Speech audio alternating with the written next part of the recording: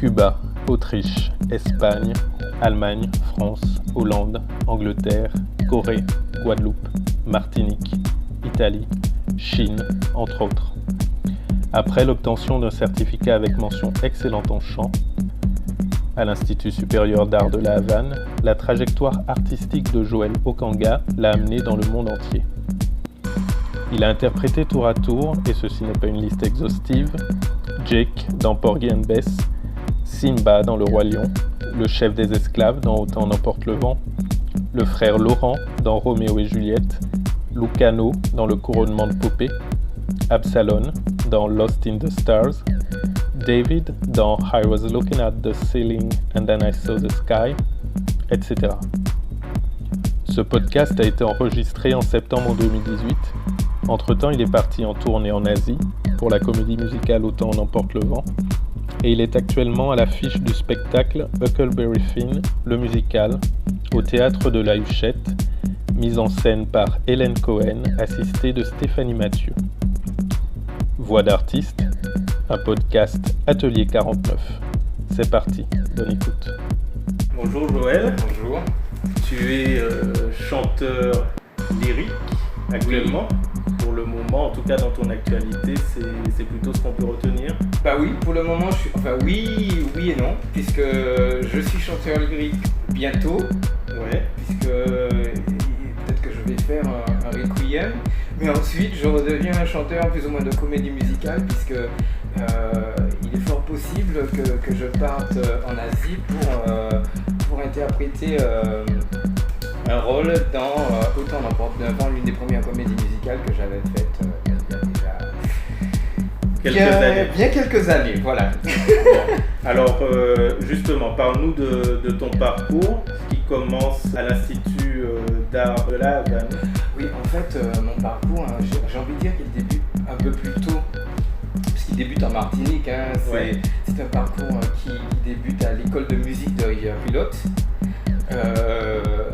où avec mes camarades de classe de collège, je prends des cours de violon, de musique.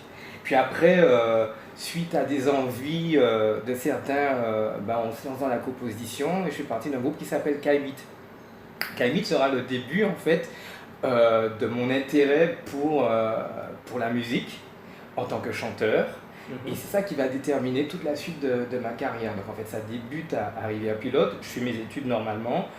Et après, puisque un cousin à moi, en l'occurrence Serge Saint-Rose-Franchine et un autre ami violoniste, Jean-Noël Jaspero, souhaitaient étudier à Cuba, je les suis et je découvre l'ISA, l'Institut supérieur d'art de La Havane. Et donc ça sera le début finalement de ma carrière en tant que telle, en tant que chanteur. À partir du moment où j'ai compris que je voulais en faire ma profession, c'est devenu mon objectif principal. Et puis il est vrai que j'ai été accompagné d'une équipe qui m'a montré le chemin, qui m'a enseigné comment être rigoureux dans mon métier, quelles étaient les différentes matières qu'il fallait apprendre, à savoir le solfège, l'apprentissage d'un instrument de musique. Alors en l'occurrence c'était le piano complémentaire, voilà, et puis après d'autres éléments, comment se comporter sur scène, et puis la technique de chant. Tu y restes combien de temps à Cuba ? J'y reste 3 ans. Et quand on sort d'une école de commerce, comme c'est ton cas, oui. Comment on explique à ses parents, à sa famille qu'on va tout quitter pour s'orienter vers une carrière de chanteur ? Alors déjà, je pense qu'il faut déjà se l'expliquer à soi-même, avant de se l'expliquer aux parents. C'est-à-dire qu'il y a eu plusieurs phases. Il y a eu la phase Kaimit, la phase du petit groupe dans lequel j'étais avant mes études à Cuba, où clairement la musique c'était un à côté, c'était pour le fun, c'était parce qu'on était, voilà, on avait des ambitions de jeunes, s'amuser, mais faire de la musique pour faire de la musique, enfin voilà, on n'avait pas une vision forcément professionnelle, il y a des choses. Puis après, quand je suis arrivé à Cuba, après mes études de commerce, je suis arrivé, même chose, comment dirais-je, en rentrant à la base dans certes le conservatoire de musique, mais j'ai fait à côté de l'anglais renforcé, de l'espagnol. D'accord, donc tu as verrouillé le truc. J'ai verrouillé le truc, histoire d'expliquer aussi aux parents que je n'allais pas non plus m'amuser à Cuba. Ouais. Donc c'était sous forme d'un peu de master en anglais et en espagnol. D'accord. Puis au fur et à mesure, c'est aussi l'équipe qui m'a encadré, qui m'a amené à choisir ce métier. Mon prof, à la fin de l'année, ma mère était présente et il lui a expliqué que c'était important que je reste parce que j'avais vraiment un vrai potentiel et que ça serait un gâchis finalement de laisser, de ne pas profiter de ce potentiel-là pour faire une carrière. Donc voilà, il a fallu que j'arrive à me convaincre moi-même que ça valait le coup. Et puis ensuite, ça a été d'autant plus facile pour convaincre mon entourage. Et donc après Cuba, tu rejoins la Martinique ou tu pars sur Paris? Alors après Cuba, ce qui a été super comme expérience, c'est que j'ai directement travaillé à Cuba, à l'Opéra de la Havane. J'ai commencé à faire des concerts et puis il y a eu une production espagnole qui souhaitait faire un opéra de George Gershwin, Porgy and Bess. Porgy and Bess étant l'un des premiers opéras noirs montés aux États-Unis et dans le monde. Qui date des années 30. C'est ça, et donc l'un des principes de Porgy and Bess, c'est que le cast, c'est-à-dire l'ensemble des artistes, est uniquement noir. Ouais. Et donc, très paradoxalement, il était aussi compliqué de trouver des noirs à Cuba. Ouais. Parce que la plupart des solistes de l'Opéra de la Havane étaient blancs. Et donc, voilà que mon prof me parle d'un casting pour un rôle dans Porgy and Bess. Il me dit oui, je pense que tu es prêt. À l'époque, c'était le rôle d'un baryton, rôle qui s'appelle Jake, c'est un pêcheur, fisherman. Et donc il me dit écoute, je pense qu'il faut que tu passes l'audition, etc. D'autant plus que nous n'avons pas de baryton. À l'époque, j'étais baryton. Il y avait un jeune baryton qui était proposé pour le rôle de Crown. Il est parti en Colombie. Donc, il a été ensuite remplacé par un Allemand. Et l'ensemble du cast était difficile à composer parce qu'il n'y avait pas suffisamment de noirs. Oui. Et donc, ce qui a été une opportunité pour moi et qui m'a permis d'être, à l'époque, le seul étranger qui travaillait à Cuba. Parce que c'est un pays aussi, étant donné le système, très conservateur. Et bien que nous soyons pas mal d'étrangers à avoir travaillé à Cuba, peu était l'effectif à pouvoir vraiment travailler là-bas. Donc j'ai commencé à travailler à Cuba et c'est grâce à l'Opéra de la Havane que je suis arrivé en Europe pour faire ce... De quelle manière? Alors, sous forme d'une tournée. Nous sommes partis en tournée en Espagne, dans la ville de Gijón et à Graz, la deuxième ville d'Autriche. Voilà. Pour faire cet opéra pendant plus de mois. Et donc tu arrives en Europe et c'est là que tu rencontres Gérard Presburgic. Comment cette rencontre se fait? Alors en fait, j'arrive en Europe avec Porgy and Bess. Porgy and Bess, j'ai un collègue qui faisait le rôle de Crown, le méchant, qui est allemand. Et qui me dit mais qu'est-ce que tu vas faire après ça? Parce qu'à l'époque je venais à peine de laisser mon statut d'étudiant à Cuba et je me dis je pense que je vais passer le concours du conservatoire de Paris, toujours en tant que chanteur lyrique. Et il me dit ouais mais tu veux faire quoi? Moi je disais je veux faire de la pop, j'ai envie de faire ce que je faisais quand j'étais avec mon groupe Kaimit. Et il me dit, mais à ce moment-là, pourquoi tu n'essaies pas en Allemagne les comédies musicales? Tiens, je connais la directrice d'une école qui s'appelait la Stella Academy, qui est une école de comédie musicale. si tu veux, moi je serai pas là, mais je te donne ses coordonnées, puis passe le concours, là-bas tu as beaucoup de boulot, et ça se rapproche de la pop, et tu vas en vivre correctement, parce que premièrement en Allemagne il n'y a pas beaucoup de noirs, et il y a quand même des rôles pour des noirs. Et donc, sur un coup de tête, je lui dis, ben ok. Moi, je me rappelle que j'avais appris allemand en troisième langue. Ouais. J'ai détesté, en fait. Hein. J'ai pas du tout, j'ai pas du tout aimé. J'ai pas du tout aimé l'apprentissage. Bon, bref. Et, mais je lui dis oui quand même. Et en arrivant donc... ah oui, là c'est le roi lion en fait. Voilà. C'est ça. Et donc je me rappelle, je laissais Cuba, je suis passé vite à Paris et me voilà en Allemagne avec ma valise un peu comme... j'ai tenté de dire un peu à la Linda de Souza, voilà. Ma mère est inquiète parce qu'à l'époque... il y avait pas mal d'ailleurs, bon, peut-être un peu de nouveau, mais il y avait pas mal de soucis avec les Turcs. Je me rappelle qu'on brûlait les maisons, il y avait les groupes extrémistes qui s'en C'était un contexte politique difficile. C'était un contexte politique qui n'était pas forcément évident. Mais bon, me voilà, débarquant à Hambourg, à 4h de l'après-midi, il fait déjà nuit. Moi, j'adore, il fait froid. Je laisse le soleil, la chaleur épouvantable de Cuba. Et je me retrouve à Hambourg. Et c'est comme ça que je débute juste en passant une audition. Une seule audition. Parce que tu as eu quand même le rôle majeur. Alors, ça c'était à l'école. Ça c'était à l'école ouais. Ça c'était à l'école de musique, à l'école de comédie musicale. Ouais. Et c'est à l'école de comédie musicale, quand j'ai intégré l'école, qui m'ont parlé d'une audition pour le Roi Lion. Effectivement, ça a été long. Le processus a été 5 auditions. Et puis, mais autant que je me souvienne, dès la première audition, je me suis senti vraiment en famille, quoi. De voir cette ambiance. On a été sélectionné sur tous les coins du globe, quoi, pour constituer ce cast. Mais voilà, et ça a été ma première expérience professionnelle en Europe. Alors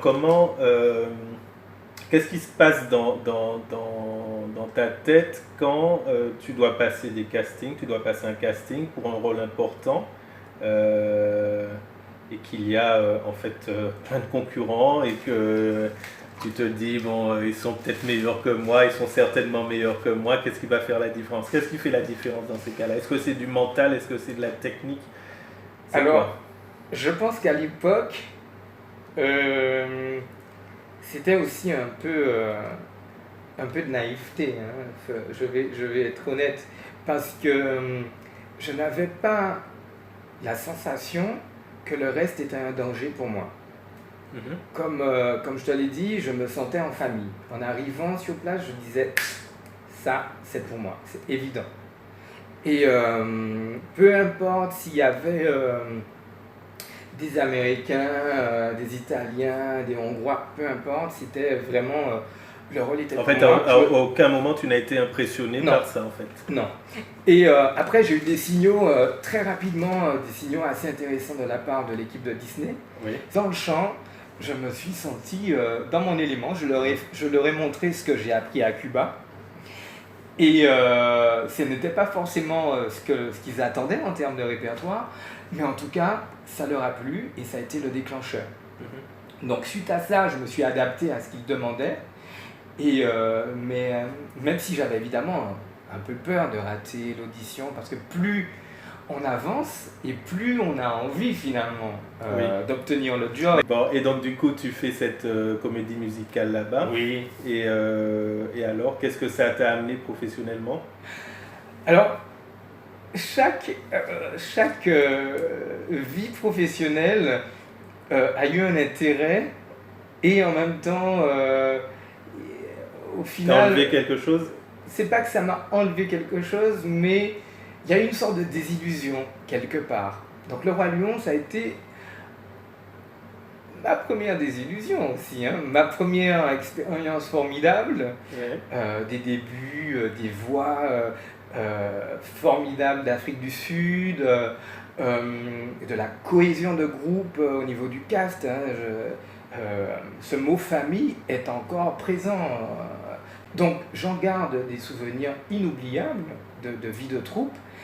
Puis aussi, j'avoue qu'après 1 an, j'ai eu envie de changer, de vivre autre chose, que ça ne m'a plus suffi et que j'ai carrément... Oui, mais à quel niveau en fait? Parce que finalement, quand on regarde un peu ton parcours, tu aimes en fait justement cette vie de troupe. C'est quelque chose que tu as expérimenté à plusieurs reprises. J'aime cette vie de troupe, mais en même temps j'aime le changement dans la musique. Je pense que j'ai fait, à l'époque, je faisais 8 shows par semaine, Ah oui. le même spectacle par semaine.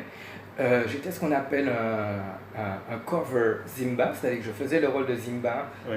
on tournait avec ce rôle, et j'étais ce qu'on appelle un swing, un man swing, c'est-à-dire que je faisais tous les rôles des hommes dans l'ensemble.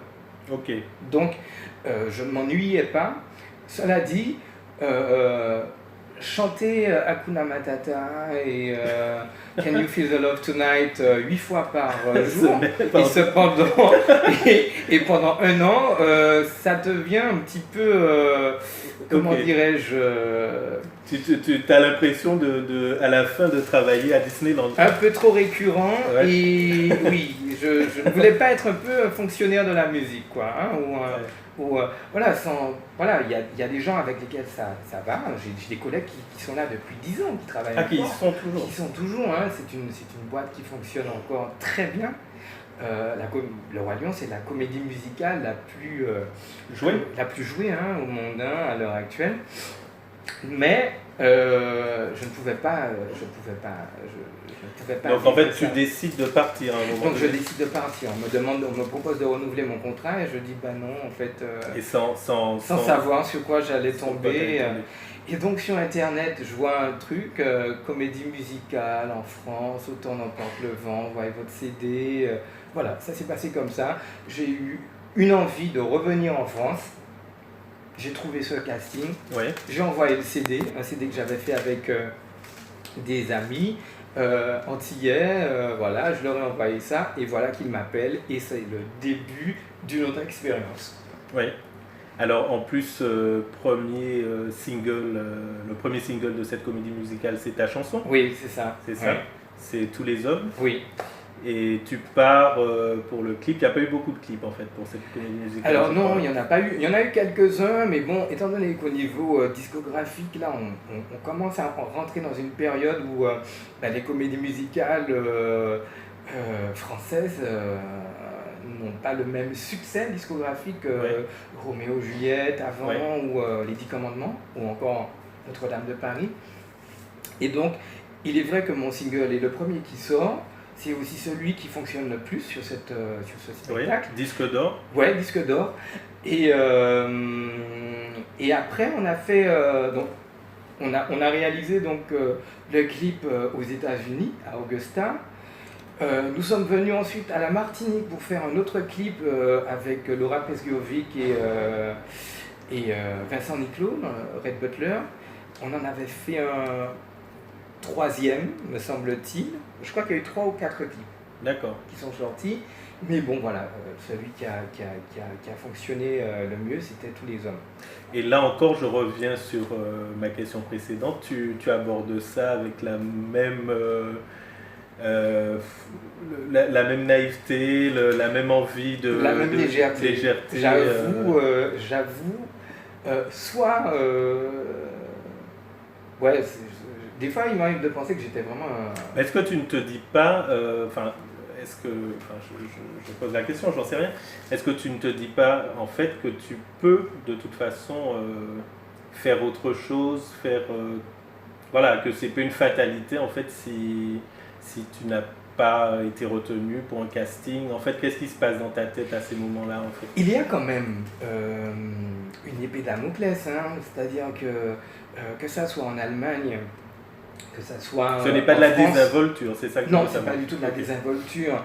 Il n'y avait aucune assurance, même à Cuba.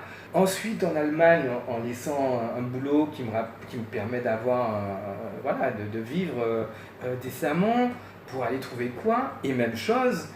Ensuite, Autant n'emporte le vent.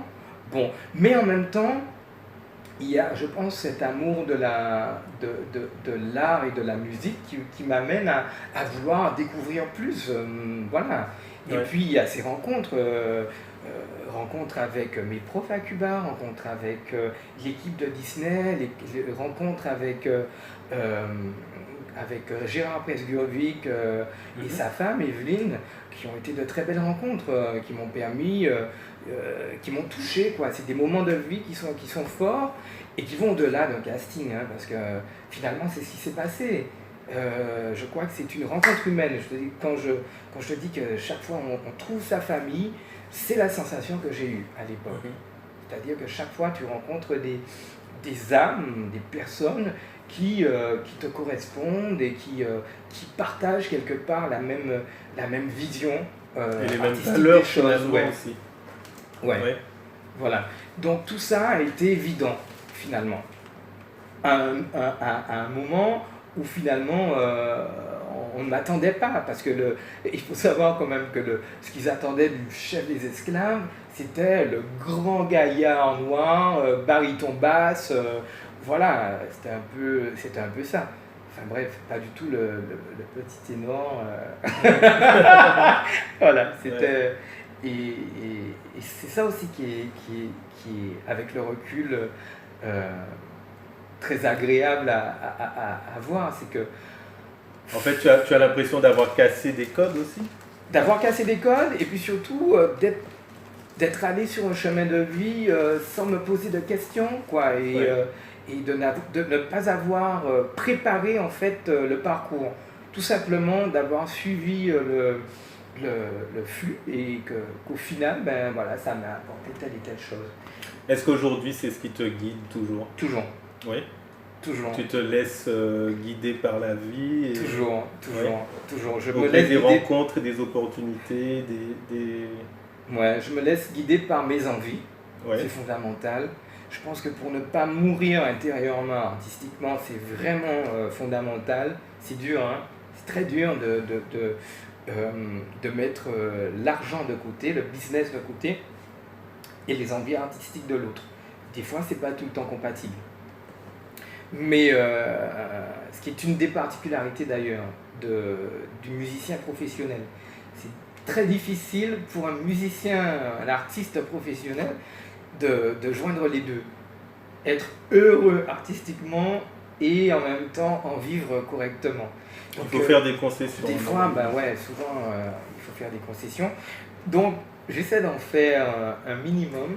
Est-ce que c'est facile justement d'arriver à ce constat et de se dire à un moment donné, bon, ok, tu as envie de ça, sauf que là, tu ne peux pas. Donc, tu vas faire ça et tu vas juste la fermer et faire ce que tu dois. C'est dur. Et pas ce que tu as envie de faire. C'est dur. Oui. C'est dur et je crois que je n'y suis pas vraiment encore arrivé. C'est-à-dire que j'ai toujours voulu faire ce que j'aimais faire. Alors, il est évident qu'il y a des choses qu'on aime un peu moins faire, mais qu'on peut accepter de faire tout simplement parce que ce n'est pas si violent pour le corps. Mais je ne me suis pas fait violence au point de faire un sacrifice qui me demanderait d'exiger, de choisir entre vivre ou survivre financièrement et faire mon métier d'artiste, ce que j'aime. Ouais. Et donc du coup, tu te retrouves finalement toujours dans tes choix. Je pense. Tu arrives toujours à retrouver quelque chose qui équilibre un peu les deux. Oui, je dirais Dieu merci, thanks God, ou peu importe comment il s'appelle, mais en tout cas, c'est vrai que à ce jour, j'ai pu faire généralement ce que j'aimais faire. C'est quoi l'expérience j'avais envie de te dire la plus belle expérience, mais en fait non, c'est pas ce qui m'intéresse, la plus loufoque ou la plus drôle que tu as vécue. Et pas la plus belle. La plus drôle. Il y en a pas mal, des drôles. Je sais pas si elles ont été drôles, mais je me rappelle que choc culturel sur le Roi Lion, il y avait sur scène, à un moment donné, des chanteuses qui rentraient en transe et qui se faisaient posséder par un ancêtre. Voilà. C'est-à-dire Donc, c'est-à-dire que voilà, on est sur le... Ça, c'est dans le Roi Lion, tu dis. Oui, ça, c'est le Roi Lion. Je te dis les trucs qui me sautent à l'esprit, Ouais. hein, je réfléchis pas forcément trop. Je sais pas si d'ailleurs c'est bien d'en parler. Et je me rappelle d'un tableau qui s'appelle Grassland au début du spectacle. Et donc, les chanteuses et les chanteurs tiennent une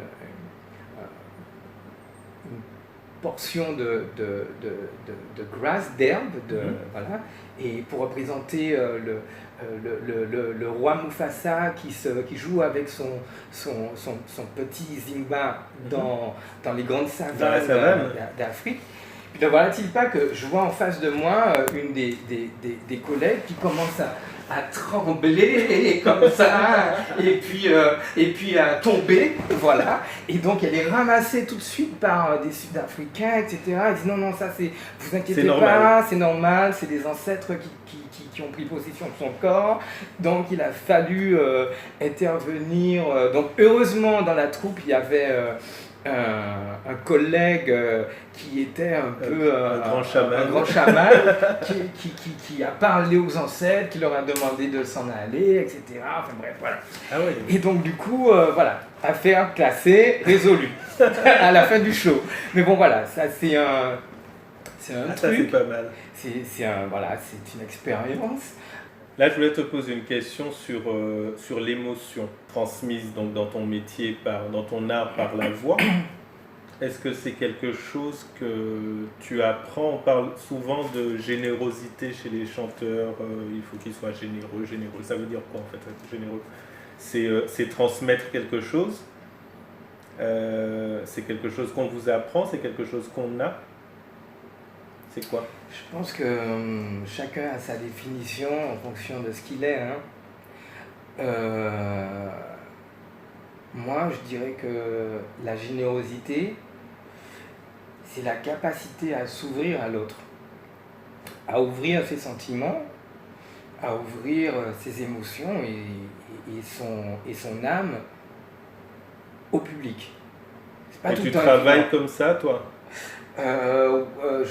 J'essaie de travailler comme ça. C'est pas évident parce que quand on devient professionnel, on devient un peu un industriel de la musique. C'est-à-dire que il y a aussi chez l'amateur, c'est-à-dire celui qui ne vit pas de la profession de musicien, une capacité à ne pas être fatigué par un excès comment dirais-je, d'émotions données. Parce qu'à force des fois de s'ouvrir à l'autre, on n'a plus rien à donner. C'est pourquoi je parle souvent de se nourrir d'expérience. Il faut souvent se nourrir, il faut se reposer, etc. pour pouvoir donner à l'autre. Mais je pense que cette émotion, elle n'est intéressante qu'à partir du moment où elle fonctionne ainsi, c'est-à-dire que l'artiste trouve en lui l'expérience, l'émotion, la vérité qu'il peut canaliser et transmettre au public. Au-delà de la technique et de tout le reste. C'est-à-dire que des fois, il est plus touchant de voir un artiste vrai qu'un artiste technique, de mon point de vue. Encore une fois, on n'est pas tout le temps d'accord là-dessus. Et donc, si je comprends bien par rapport à ce que tu disais, c'est des choses qui sont commandées en fait quand toi tu travailles dans une comédie musicale. Tu sais à quel moment tu dois transmettre ça. Comment ça se passe en fait? Il y a plusieurs niveaux. En fait, ce que je veux savoir, ma question c'est, est-ce que toi tu vis vraiment ce que tu vas donner? Ou est-ce que c'est fin? Ça dépend du temps. Je pense que faut pas non plus s'il s'agit de dire deux phrases, hello, how are you doing, ça va? Bon, c'est difficile de mettre beaucoup d'émotions dans 2 phrases sur un spectacle. Par contre, quand on est dans un rôle, on est le personnage et on trouve à l'intérieur de soi des émotions qui appartiennent certes à ce personnage, enfin à soi, que l'on va appliquer au personnage. Et du coup, on n'est plus soi-même, on est l'autre. C'est une façon de donner une émotion. Après, quand on est un chanteur pop en face de son public, s'il s'agit de chanter Redemption Song, là on n'est pas un personnage, on trouve aussi à l'intérieur de soi le sens du texte et l'émotion que ça provoque déjà en nous avant de le restituer aux autres. Voilà, donc ça dépend déjà du style, du répertoire et du contexte en fait finalement. Ouais, exactement. Et est-ce que ça c'est quelque chose qui ne te manque pas justement parce que tu travailles beaucoup avec des troupes, donc dans cette industrie dont tu parles, est-ce que finalement ça te manque pas de ne pas être toi face à ton public pour des choses qui te seraient personnelles, que tu aimerais transmettre en fait? Pour le moment non. J'avoue que pour le moment non, ça ne me manque pas parce que je trouve je trouve mon émotion ailleurs, dans les rôles, dans les oui, et puis il y a une charge émotive dans les rôles qui est des fois très forte, qui est des fois très forte. Après, peut-être qu'il y aura le moment où j'aurai envie de partager avec un public une émotion plus personnelle. Mais ça demande peut-être plus de maturité artistique, peut-être pas artistique, mais plus de maturité tout court. Je pense qu'il y a un moment où des fois on a envie de raconter quelque chose, pour faire, souvent dans le milieu on me disait, écoute, avant de faire un album, il faut avoir des choses à dire. Alors il faut qu'il y ait ce déclic pour que j'ai envie de dire et savoir à qui je voudrais le dire. Parce que ça fait partie des choses que quand on goûte à plusieurs saveurs, il est difficile après de faire un choix. Je ne pourrais pas dire que le gospel pour moi est plus intéressant que l'opéra ou le contemporain ou même le rock. Je ne pourrais pas dire ça. Donc après, si un jour j'ai envie de m'exprimer et de me raconter ou de dire des choses à un public, voilà, il va falloir que je fasse des choix par rapport au style, par rapport à qui je le dis. Est-ce que j'ai envie de dire quelque chose aux Antillais, en créole? Est-ce que je le dis au national, en français créole? Est-ce que je fais un album international? J'avoue que pour le moment, le truc n'est pas assez fort pour être déclencheur d'un projet artistique solo. Ouais. D'accord. Tu as travaillé aussi avec les Antilles, avec Pascal Vallot. Oui. Et alors, comment ça s'est passé? En fait, j'étais vraiment très heureux de travailler aux Antilles. Pascal m'a proposé une première fois, c'était pour la Ouizabim. Je l'avais vu travailler avec les jeunes du spectacle avant la création de la Ouizabim, pendant la création de la Ouizabim. Donc on s'était d'ailleurs croisés chez Aimé Césaire au théâtre de la ville de Fort-de-France. Et j'ai vu comment à partir de pas grand-chose, parvenu à monter un spectacle. Pas grand-chose en termes de moyens, tu veux dire. En termes de moyens, c'est Ouais. ça. Parvenu à faire un spectacle qui a cartonné aux Antilles et qui a même dépassé les frontières de la Guadeloupe et de la Martinique, puisqu'il a été joué au Palais des Congrès de Paris. Donc ça a été une belle rencontre. Nous avons réitéré l'expérience sur 2 autres spectacles. J'ai d'ailleurs laissé l'équipe de Roméo et Juliette pour travailler avec Pascal sur ces projets. Parce que bon, voilà, c'est ce qui m'a, comme je te l'ai dit, c'est ce qui t'a apporté à ce moment-là. Voilà, je ne me laisse pas bercer par les De offres, douces illusions. les offres, l'argent ou voilà. Bon, j'avais besoin de soleil, j'avais besoin de retrouver mes racines, j'avais besoin, et voilà, il s'est avéré que cette expérience s'est présentée à moi, je l'ai prise et bon voilà, c'était une belle chose. Et après, tu travailles avec des troupes en gospel. Alors, c'est après que ça se fait ou pas? Non, en même temps, c'est-à-dire qu'en même temps, je faisais, quand j'ai laissé l'Angleterre, j'ai décidé de retourner en France et j'ai commencé à faire un peu de gospel. Mais ça, en même temps que les comédies musicales, les autres projets. Voilà. Ouais. Par contre, ce que j'ai monté avec un ensemble de collègues antillais, c'est Caribe Opéra. Alors, parle-moi de ça. Alors, toujours dans le but, comment dirais-je, de ne pas s'éloigner de ses racines, parce que ça fait partie de nous, quoi. Et en même temps, en restant dans l'objectif, dans mon objectif actuel, qui est de continuer à travailler en tant que chanteur lyrique, j'ai fondé avec 5 autres collègues. D'ailleurs, nous avons un des collègues qui est décédé récemment, Jean-Pierre Cadignan, qui est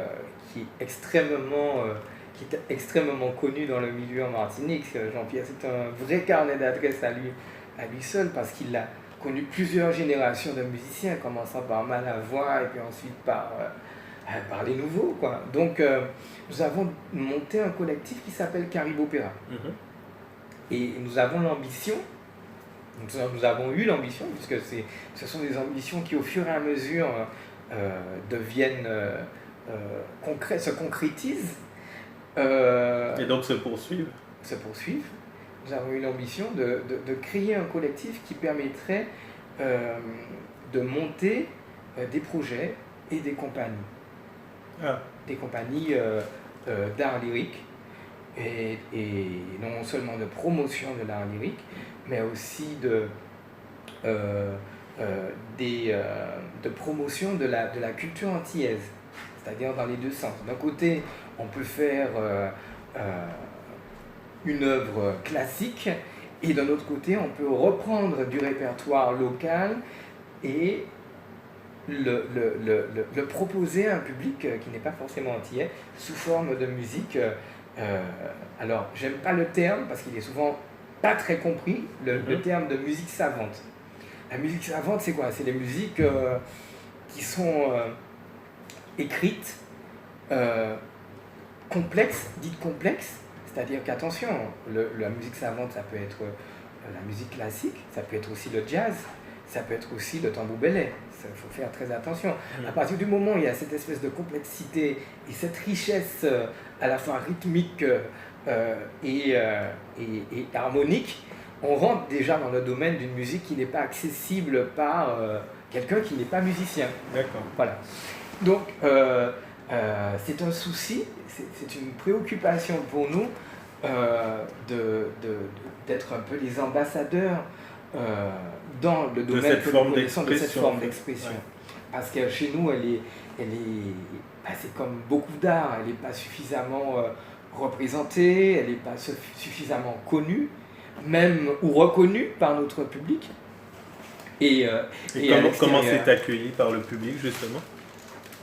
À ce jour, j'ai envie de dire très bien. Il y a une forte demande, je pense, des Antillais et de ceux qui sont à l'Hexagone et ailleurs de cette musique.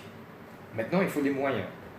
Et nous n'avons pas beaucoup de moyens, mais nous avons beaucoup de volonté, ce qui fait que... C'est un bon début. Ce qui fait que, voilà, c'est un bon début et puis qu'il y a des choses qui se font. Nous avons à l'heure actuelle, au travers de cette structure, un partenariat avec l'Éducation nationale. Donc, il y a deux collègues, par exemple Jean-Loup Pagési, entre autres, qui fait des masterclass avec d'autres intervenants antillais. Dans les écoles? Dans les écoles, ouais. En Martinique et en Guadeloupe. Nous avons d'ailleurs pu monter, grâce à l'action de Jean-Loup, un opéra de Mozart, La Flûte enchantée, version antillaise, c'est-à-dire que ce qui est intéressant, c'est qu'on ne reste pas, on reste dans la tradition de ce que Mozart a écrit, mais on va passer ça dans le contexte des Antilles, c'est-à-dire qu'il y aura 3 diablesses, au lieu d'avoir 3 dames, on a 3 diablesses un peu vaudouisantes, on a... enfin voilà, on a des personnages qui se rapprochent des personnages des contes créoles, oui. et on interviennent sur cette œuvre des étudiants, des lycéens, des collégiens, qui ont bénéficié donc de ces masterclass et de ces cours, de cette préparation, et qui se retrouvent à chanter de l'opéra, alors qu'au départ, ils ont envie de faire autre chose, quoi. Est-ce que toi tu l'as fait déjà? Ouais, je l'ai fait. Ouais. Ouais. Alors, on l'a fait l'année dernière, c'était fantastique. C'est quoi comment tu appréhendes ça, la transmission en fait de ton savoir? Alors, j'avoue. Est-ce que ça a été évident? J'avoue ne pas avoir. Voilà, on me propose des fois, on me demande si tu ne donnes pas des cours de chant, etc. C'est pas trop mon truc. Mais c'est vrai que quelque part, j'aime transmettre. En tout cas, ça m'a plu d'échanger avec les jeunes. De voir les yeux qui pétillent. Mais t'aimes pas trop les cadres, non. Enfin les cages en tout cas. Ouais, voilà. J'ai déjà l'impression de me sentir en cage et en fin de quelque chose. Donc non, c'est pas encore un appel. C'est pas encore un appel du prof de chant. Mais de partager mon expérience, mon métier avec des jeunes, qui sont motivés en plus, c'est un plaisir, c'est une expérience formidable et c'est ce que je retiens de l'expérience que nous avons passée en Guadeloupe. Est-ce qu'il y a des choses qui te bousculent dans ce qui se passe aujourd'hui dans le monde, dans la société? Il y a des choses qui sont bousculantes, il y a des choses qui sont... Oui, il y a des choses qui me perturbent dans l'humanité parce que, en fait, j'ai plutôt un regard sur l'humanité. Quand on observe les civilisations qui évoluent, les civilisations qui ont disparu, etc. Et quand je regarde la nôtre, forcément il y a des choses où je ne peux pas m'empêcher de dire mais c'est bizarre. On a déjà vécu ça. Il y a... T'as l'impression que l'histoire se répète et on a une sensation de lenteur dans l'évolution de l'humanité. Pourtant, est-ce vraiment le cas? J'en sais absolument rien. Des fois, je me dis oui, des fois non. Mais s'il y a quelque chose qui me révolte, c'est pas forcément l'actualité, c'est les répétitions d'actualités similaires tout au long du parcours de l'être humain, quoi. Et j'ai pas envie d'être pessimiste par rapport à cette humanité. Après, l'art, à mon sens, est l'expression de... Tu as le langage humain, les langues qui ont été faites pour communiquer, commercer, échanger, etc.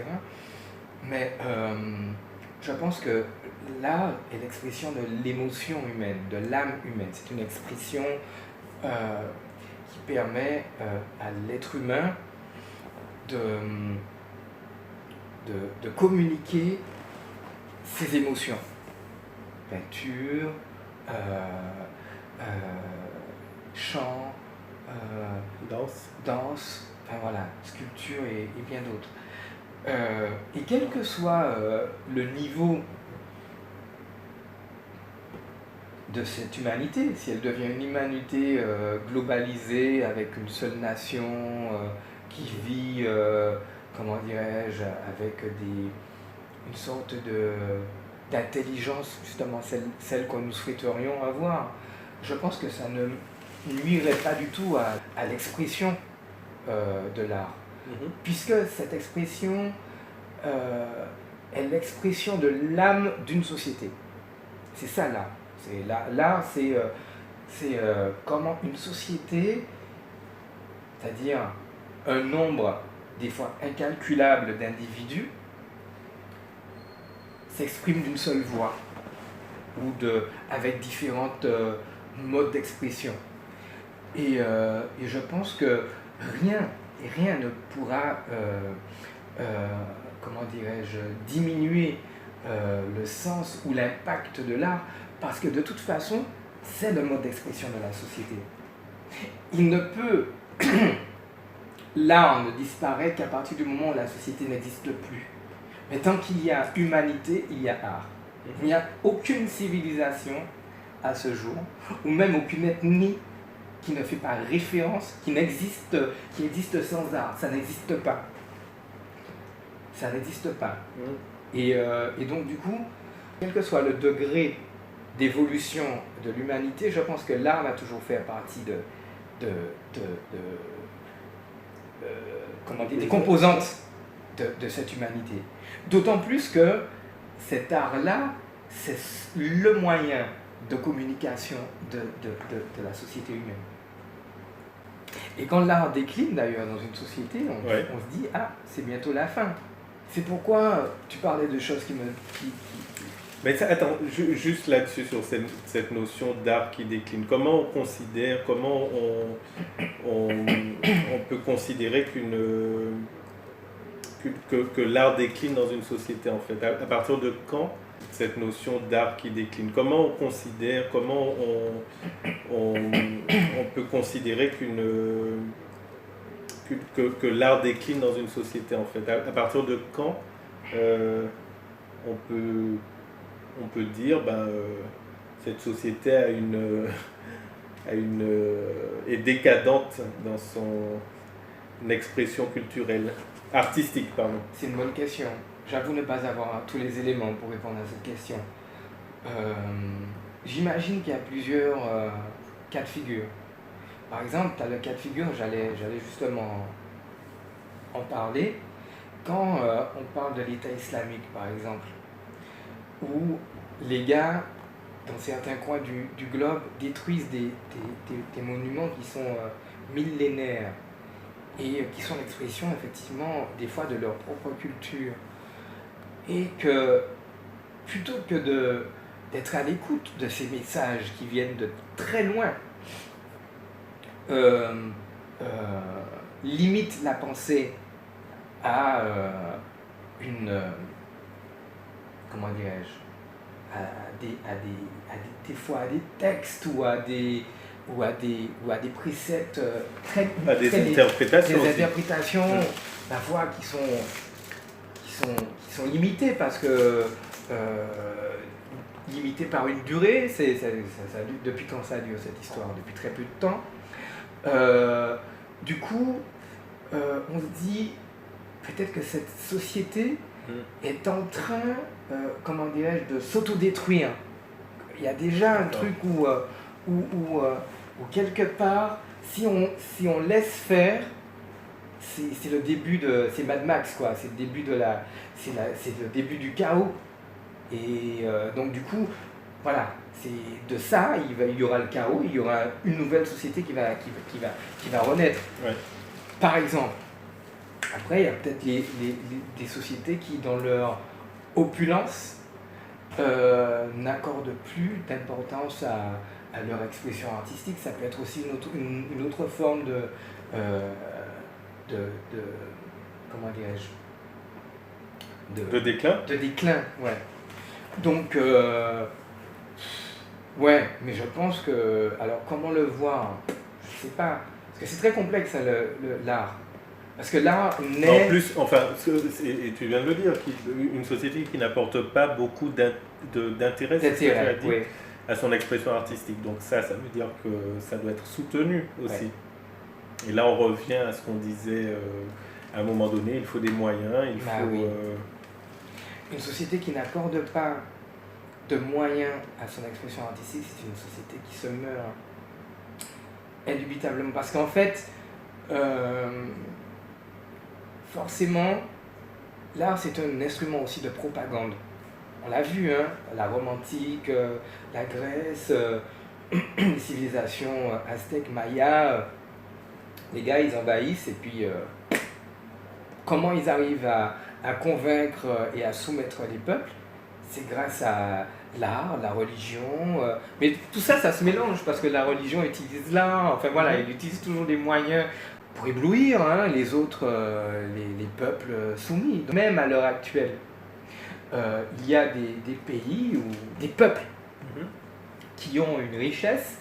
Si cette richesse artistique n'est pas aidée, on est dans un contexte où de très belles choses peuvent disparaître. La société qui ne soutient pas son art, elle peut soutenir son économie, il n'y a pas de souci. Mais si elle soutient son économie et qu'elle ne soutient pas son art, elle meurt. C'est comme ça. Ce sera le mot de la fin. Merci Joël. Ouais, merci.